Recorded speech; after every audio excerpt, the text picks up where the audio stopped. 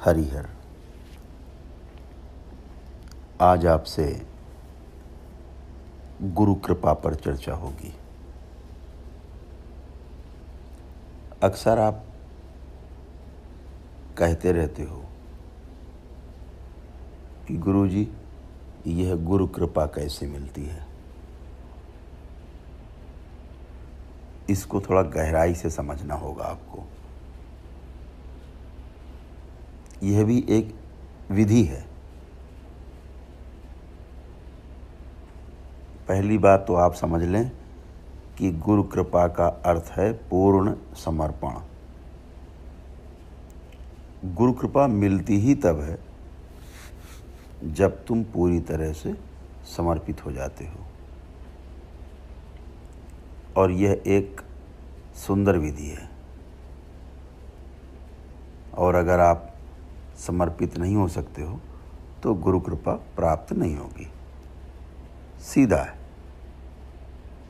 और असल में देखें तो गुरु कृपा दी नहीं जाती, गुरु कृपा ली जाती है। कोई गुरु उसे दे नहीं सकता, लेकिन आप उसे ले सकते हो। पूर्ण पुरुषों से, महापुरुषों से कृपा बहती है। कृपा उनका स्वभाव है, कृपा करना उनका स्वभाव है। जैसे कोई दीपक जलता है तो उससे प्रकाश फूटता है, वैसे ही यह पूर्ण पुरुष कृपा इनसे बहती रहती है। उन्हें प्रयत्न नहीं करना है। कृपा उनसे हमेशा बहती रहती है, अनायास बहती है। वह तो है ही। पाना आपका धर्म है। अगर पा सको तो पा लो। यह बात थोड़ी आपको समझ में कम आ रही होगी, लेकिन सच यही है। गुरु कृपा देता नहीं है, लेकिन शिष्य उसे पा लेता है। अब प्रश्न उठता है कि शिष्य कैसे हुआ जाए। तो फिर यह भी एक विधि है कि समर्पण कैसे किया जाए। थोड़ा समर्पण करना कठिन काम है। जैसे जब आप अपना क्रोध समर्पित नहीं कर सकते, दुख समर्पित नहीं कर सकते, तो फिर अपने अस्तित्व को समर्पित कैसे करोगे।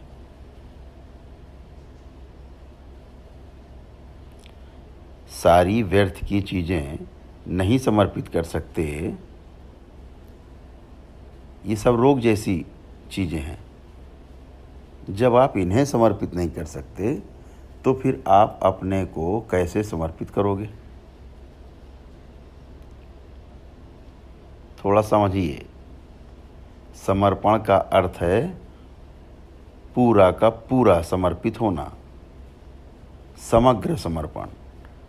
आप अपने आप को अपने गुरु के हाथ में छोड़ देते हो और फिर आप कहते हो, अब मैं नहीं हूँ, अब आप ही हैं। आप जो चाहे करें। और यह कहकर जब आप प्रतीक्षा करते हो, जब आप फिर गुरु के पास यह पूछने नहीं जाते कि अब आगे आप क्या करेंगे, तब वाकई में आपने सच में समर्पण किया है। आप तो समाप्त हो गए। समर्पण का अर्थ कि आप तो पूरी तरह समाप्त हो गए। अब आपके पास पूछने को कुछ भी नहीं बचा। जब सही समय आएगा तो बात हो जाएगी, लेकिन अब ये कैसे हो, इसके लिए थोड़ा अत्यधिक सजग रहने की आवश्यकता पड़ेगी। सामान्यतः कई बुद्धिमान लोग ऐसा सोचते हैं कि समर्पण बहुत आसान है। ऐसा सोचना बहुत बुद्धिमानी का काम नहीं है।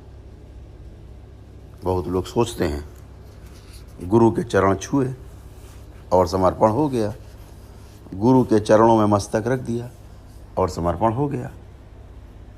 यह समर्पण नहीं है, यह श्रद्धा है। आस्था है। समर्पण में पैर छूना उसका एक हिस्सा हो सकता है, लेकिन सिर्फ पैर छू लेने से, मस्तक चरणों में रख देने से समर्पण हो गया, ऐसा कभी भूल कर भी मत सोचना। समर्पण एक आंतरिक भाव दशा है। इसमें अपने आप को पूरी तरह से जलाकर खाक कर देना है, राख कर देना है। जहाँ पर केवल गुरु बचेगा, आप बिल्कुल नहीं होगे, सिर्फ गुरु ही बचता है। इसके लिए और भी ज़्यादा सतर्कता की आवश्यकता है। और ये सतर्कता क्या है? ये सतर्कता तब आती है जब आप किसी विधि का उपयोग करते हो और आप यह अनुभव करते हो कि मैं असहाय हूँ। लेकिन कोई प्रयोग करने के पहले ही अपने असहाय होने का निर्णय मत ले लीजिए, यह गलत निर्णय होगा। पहले जो भी विधियां हैं, वह विधियां चाहे तंत्र की हों, चाहे ध्यान की हों, साधनाओं की हों, जिधर भी आप जाना चाहते हैं, पहले उनका प्रयोग करो और पूरी प्रामाणिकता से, पूरी समर्पण के साथ प्रयोग करो। अगर विधियों से काम चल गया तो समर्पण की आवश्यकता बचेगी नहीं, फिर तो आप अपने आप ही पूरे हो जाओगे। अगर आप प्रामाणिक रूप से विधियों का प्रयोग करते हो और अपने आप को बिल्कुल धोखा नहीं देते हो और पूरा का पूरा करते हो जैसा बताया गया है, बावजूद इसके अगर कुछ भी नहीं मिलता, कुछ भी नहीं होता, तब आपको पहली बार अपने असहाय होने का अनुभव होगा। तब आप अनुभव करोगे कि मैं कुछ भी नहीं कर सकता हूँ। अगर ये भाव गहरे में चला जाए, असहायता का भाव, हेल्पलेस, यह भाव जब गहरे चला जाएगा, एकदम गहरे में चला जाएगा, तब आप समर्पण के योग्य बन जाओगे, इसके पहले नहीं। कभी आप सोचो, क्या आपने असहाय अनुभव किया है अपने आप को? कोई असहाय नहीं अनुभव करता है, कोई नहीं समझता है कि मैं असहाय हूँ। हर एक आदमी मानता है कि मैं यह कर सकता हूँ, मैं वह कर सकता हूँ, जब मैं चाहूँ तब कर सकता हूँ। हर एक आदमी सोचता है, क्योंकि मैं नहीं चाहता हूँ इसलिए नहीं करता हूँ। यदि चाहूँ तो ज़रूर कर लूँगा, जिस समय चाहूँगा, जिस क्षण चाहूँगा कर लूँगा। ना करने का इतना ही कारण है कि मैं भी करना नहीं चाहता हूँ। लेकिन कोई व्यक्ति असहाय अपने आप को नहीं मानता, अनुभव नहीं करता। लेकिन अगर कोई कहे कि गुरु कृपा से मामला बन सकता है, तो आप सोचोगे कि चलो फिर तो बढ़िया काम है।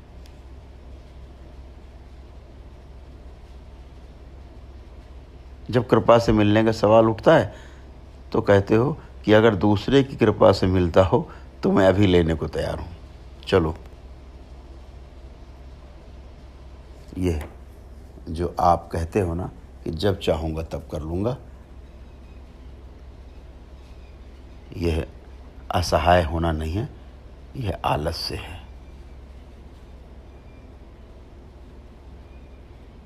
दोनों बातों में थोड़ा सा फर्क है। असहाय होना और आलसी होना, दोनों में बड़ा फर्क है। कृपा कभी आलस्य से नहीं मिलती, हमेशा असहाय अवस्था में ही मिलती है। और असहाय अवस्था आलस्य नहीं है। असहाय अवस्था केवल उन्हें ही प्राप्त होती है जो पहुंचने के लिए, गंतव्य पर पहुंचने के लिए सारे प्रयत्न कर चुके होते हैं, सारे प्रयास कर चुके होते हैं। उसके बाद भी जब कुछ नहीं मिलता, गंतव्य नहीं मिलता, हमारी मंजिल नहीं मिलती, तब आप पहली बार अपने को असहाय अनुभव करते हो। और तभी आप किसी के प्रति समर्पित हो सकते हो, तब आपका समर्पण एक पूर्ण विधि बन जाएगी। समर्पण अंतिम विधि है। हर जगह से हार जाओ, जब कुछ भी ना मिले तो फिर समर्पण अंतिम विधि है। लेकिन आजकल लोग क्या उसका सबसे पहले प्रयोग करते हैं, सीधे गुरु के पास पहुंच के और समर्पण मान के और उससे पा जाना चाहते हैं। असंभव है, यह अंतिम है। जब करने से कुछ नहीं होता है, जब असहाय अवस्था प्रकट होती है और जब सारी आशाएं मिट जाती हैं और हमारा सारा अहंकार, आपका सारा अहंकार धूल में मिल जाता है और यह जान जाते हो आप कि मुझ अकेले से कुछ नहीं होगा, तब आपके हाथ गुरु के चरणों की ओर बढ़ते हैं। यह बढ़ना किसी और तरीके का बढ़ना होगा। तब आप असहाय होकर, बेसहारा होकर गुरु को खोजते हो। तब आप पूरे प्राणों से, पूरे हृदय से, पूरा का पूरा, तीनों केंद्रों के साथ गुरु के चरणों में बैठ जाते हो, लेट जाते हो। तब आप कृपा पाने के पात्र बन जाते हो। जब आप पात्र बन जाते हो तो प्रसाद आपको उपलब्ध हो जाता है। असल में देखा जाए तो यह प्रसाद, यह गुरु कृपा का प्रसाद तो सदा सदा उपलब्ध रहता ही है। सभी युगों में उपलब्ध रहा है। सभी कालखंड में महापुरुष, पूर्ण पुरुष होते रहे हैं शरीरों में। लेकिन जब तक आप अपने को खोने के लिए तैयार नहीं होगे, तब तक आप उनके संपर्क में नहीं आ सकते। यह भी हो सकता है कि आप ठीक उनके बगल में, आसपास, पीछे बैठे हो, बातें भी कर रहे हो, लेकिन आपका संपर्क नहीं होगा। और ठीक से समझें तो दूरियां 3 तरह की होती हैं। एक तो दूरी है स्थान की दूरी, डिस्टेंस। आप वहाँ बैठे हो और मैं यहाँ बैठा हूँ। हमारे और आपके बीच में जो स्थान की दूरी है, यह 2 बिंदुओं की दूरी है, यह स्थान की दूरी है। थोड़ा आप नज़दीक आ जाओगे, दूरी कम हो जाएगी। और यदि आप मुझे छू लो तो सारी दूरी समाप्त हो जाएगी। लेकिन यह केवल स्थान की दूरी समाप्त हुई है। दूसरी दूरी समय की दूरी है। जैसे आपका कोई मित्र है, चल बसा, मृत्यु हो गई, तो दूसरे स्थान पर एक बिंदु पूरी तरह से गायब हो गया। लेकिन आप आंख बंद करोगे और अनुभव करोगे कि आप बिल्कुल मित्र के निकट हो। और उस समय कोई व्यक्ति आपके बगल में बैठा होगा, आपको लगेगा वह नहीं है। वह नज़दीक बैठा व्यक्ति दूर मालूम होगा, लेकिन जो मित्र चल बसा है, आपका मृत्यु हो गई है, वह आपको नज़दीक मालूम पड़ेगा। तीसरी दूरी है प्रेम की दूरी है। लोग कहते हैं ना कि समय सब कुछ भुला देता है। लोग कहते हैं कि समय से सारे घाव भर जाते हैं। जब समय की लंबी दूरी हो जाती है तो हमारी स्मृतियां धुंधली होती होती लुप्त प्राय हो जाती हैं, धीरे धीरे मिट जाती हैं। लेकिन समय के पार जो है वह प्रेम की दूरी है। प्रेम की दूरी समय के भी पार है। ये तीसरा आयाम है। अगर आप किसी को प्रेम करते हो, भले ही वो किसी दूसरे देश में रहता हो, तो भी आप आंख बंद करोगे, प्रेम के उन क्षणों में आप उसके पास होगे, वह आपके पास ही होगा। हो सकता है वह कभी मर गया हो और आप दोनों के बीच सदियों की दूरी पैदा हो गई हो, लेकिन प्रेम में कोई दूरी नहीं होगी। आंख बंद करोगे, नज़दीक पाओगे। तो महापुरुषों के पास कोई अभी हो सकता है 2000 साल, 3000 सालों का, 5000 सालों का, 10,000 वर्षों का, कोई अर्थ नहीं है, क्योंकि दूरी प्रेम की है। आपके पास वह महापुरुष नहीं है, उसका शरीर जा चुका है, वह शरीर को छोड़ चुका है, लेकिन उसने शरीर छोड़ा है 20 साल पहले, 25 साल पहले, 100 साल पहले, 500 साल पहले। 10,000 साल पहले। लेकिन आपके प्रेम में कोई दूरी नहीं है। अगर आप उस पूर्ण पुरुष के प्रेम में हैं तो समय और स्थान की दूरियां मिट जाएंगी। तब गुरु से दूरी मिट जाएगी, तब पूर्ण पुरुष से दूरी मिट जाएगी, तब गुरु यहीं हैं और अभी हैं। और ध्यान रखें, गुरु कृपा उनका आप याद करेंगे, उन्हें आप प्रेम करेंगे, वह जो प्रेम की दूरी है, ये तीसरा आयाम, तो आपको कृपा तुरंत मिल सकती है।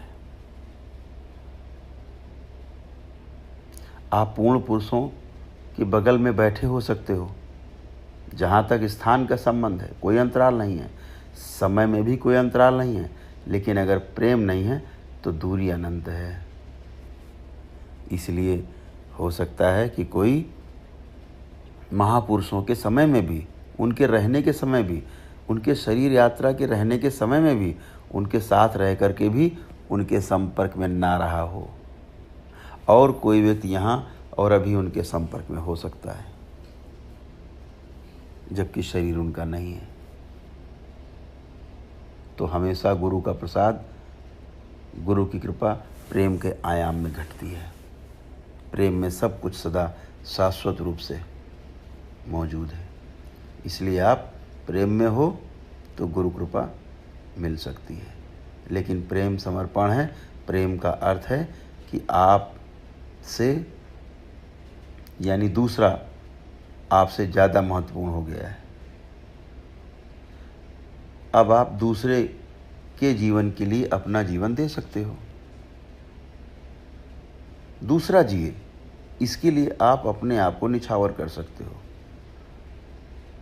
अब दूसरा व्यक्ति आपका केंद्र बन गया है, आप केवल एक परिधि हो। धीरे धीरे आप पूरी तरह विलीन हो जाते हो और सिर्फ दूसरा ही रहता है, केंद्र ही रह जाता है। उसी क्षण आपको गुरु कृपा उपलब्ध हो जाती है। ये कभी मत सोचो कि गुरु आपको कृपा दे सकता है। गुरु आपको प्रसाद के रूप में कृपा दे सकता है, ऐसा मत सोचो। केवल यह सोचो एक असहाय शिष्य कैसे बना जाए, जो कि पूरी तरह से गुरु के प्रेम में समर्पित हो। तब गुरु आपके पास आएगा। जब शिष्य तैयार है तो गुरु सदा आता ही है। यह शारीरिक उपस्थिति का प्रश्न नहीं है। जब आप पूरी तरह तैयार हो तो प्रेम के किसी अज्ञात आयाम से गुरु कृपा अवश्य उतरती है।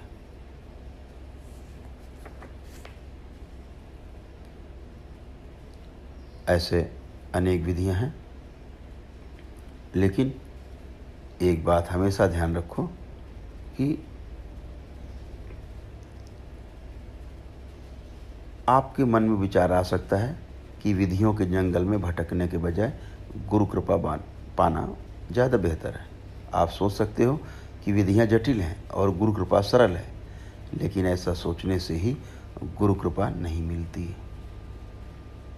पहले अपनी विधियों को प्रयोग में लाओ और ईमानदारी से प्रयोग करो, और यदि आप असफल हुए तो वही असफलता तुम्हारा समर्पण बन जाएगी। समर्पण एक विधि है। धन्यवाद। हरिहर।